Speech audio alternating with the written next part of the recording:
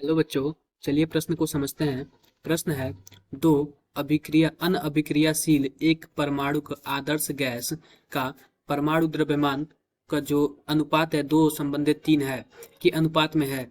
जब इनको एक स्थिर तापीय बर्तन में परिबद्ध किया जाता है तब इनके आंशिक दाबों का अनुपात चार संबंधित तीन हो जाता है। इसके घनत्व का अनुपात बताइए। तो बच्चों, सबसे पहले हम प्रश्न की मुख्य अवधारणा को समझते हैं कि प्रश्न की मुख्य अवधारणा क्या है। मुख्य अवधारणा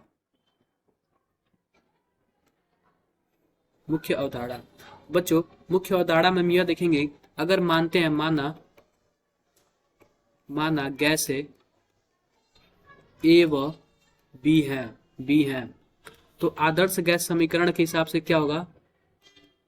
आदर्श गैस समीकरण क्या होगा। आदर्श गैस समीकरण पीबी बराबर एनआरटी होगा। पीबी बराबर एनआरटी। और हम एन को क्या लिख सकते हैं, कुछ इस प्रकार लिख सकते हैं क्या, डी बाई एम, यानी कि डी हमारा घनत्व हो जाएगा और एम हमारा मोलर द्रव्यमान हो जाएगा। मोलर द्रव्यमान होगा। घनत्व कैसे लिखेंगे, द्रव्यमान बटा आयतन, वो हमने कर लिया। अब बच्चों हम इस समीकरण के आधार पे हम गैस एक के लिए समीकरण लिखते हैं।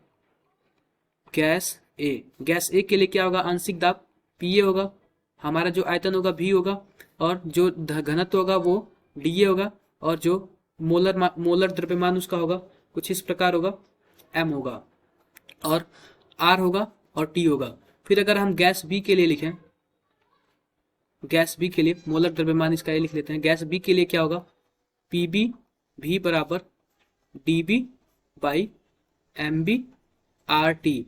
बच्चों, अगर हम इसको दूसरे पेज पे लिखे तो कुछ इस प्रकार लिख सकते हैं, पी ए भी बराबर D A by M A R T, और पी बी, मैं इसको समीकरण फर्स्ट कर देता हूँ, पी बी भी बराबर D B by M B R T. इसको हम समीकरण 2 कर देता हूँ।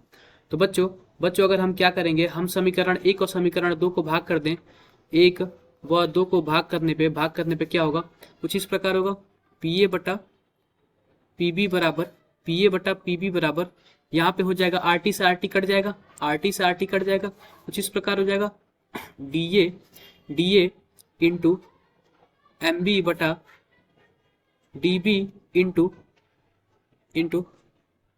M A. तो बच्चों यहाँ पे हम देख सकते हैं कि जो इनका जो परमाणु द्रव्यमान का, जो आदर्श गैस का जो परमाणु द्रव्यमान है, उनका जो अनुपात 2/3 दिया, यानी कि पी ए बटा पी बी का जो मान दिया 2/3 दिया हुआ है, और इनके आंशिक दाब का जो मान दिया है, ये तो आंशिक दाब का मान 4/3 दिया है, और जो इनके मोलर द्रव्यमान का जो मान है कुछ इस प्रकार दिया है, M A by M B बराबर 2/3 दिया हुआ है, 2/3 दिया हुआ है। तो बच्चों सबसे पहले हम पी ए बटा पी बी लिखते हैं। पी ए बटा पी बी कितना होगा, पी ए बटा पी बी 4/3 होगा।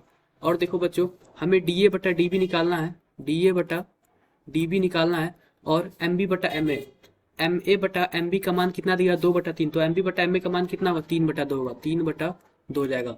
इस तरीके से हम डी ए बटा डी बी को क्या लिख सकते हैं, डी ए बटा डी बी को क्या लिख सकते हैं, 8/9। तो बच्चों यही हमारा घनत्व का घनत्व, तो गैस के घनत्व का अनुपात होगा,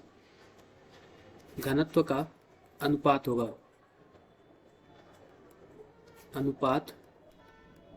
होगा। तो बच्चों आशा करते हैं कि आपको मुख्य अवधारणा के आधार पर प्रश्न समझ आया होगा। धन्यवाद।